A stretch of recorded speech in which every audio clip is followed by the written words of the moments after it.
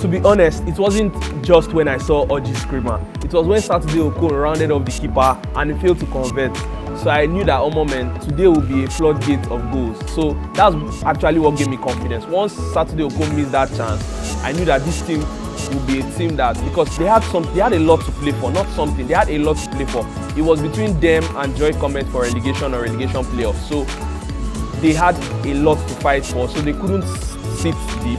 So them coming out also gave us the chance to pump them and score them a lot of goals. So it was when Saturday Okon missed the one on goal that made me know that we could go all the way in that game.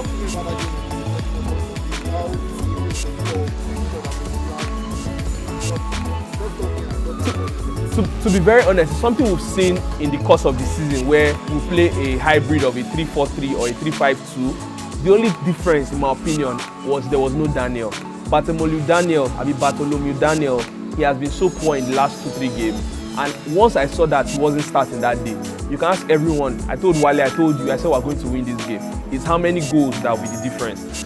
So I enjoyed the fact that it was a game Daniel didn't play. Another thing I enjoyed was the fact that he tried Vincent in a position that wasn't midfield, because he already studied that this was Odafi's midfield midfield meeting. I don't even know the words. I can use so many adjectives to describe how Odafi owned the midfield that day. But for him to give Vincent the wing back role is something I feel we should try in the playoffs once we get to Asaba.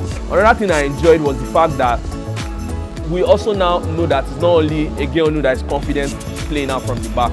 There was another player, I think, I can't remember his name right now, but he played out from the back in the right centre back role on that day, and it made me know that, oh moment, we have a lot of players in this team that, if properly utilized or even change their position and given proper instructions, they can actually cook us on our way to NPFL glory.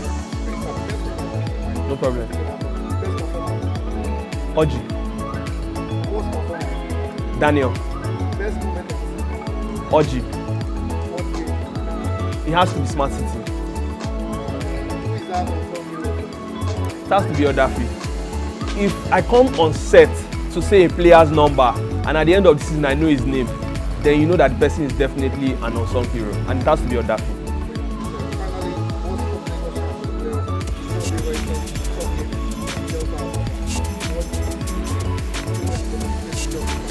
Yes, and like I said, I don't say things in front of camera just because I'm affiliated with the team. Everyone that knows me knows I'm not one that speaks just because I'm affiliated with someone.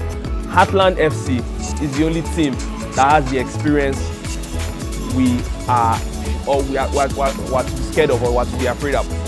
So apart from Heartland, I don't see anybody causing problems. FC One Rocket, we met them last year in the NNL.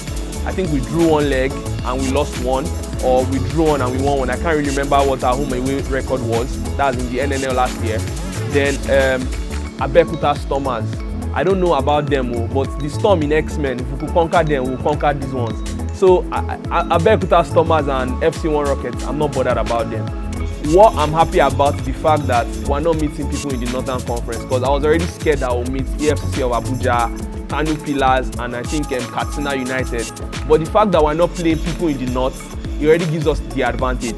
And the beauty about these playoffs is this round robin.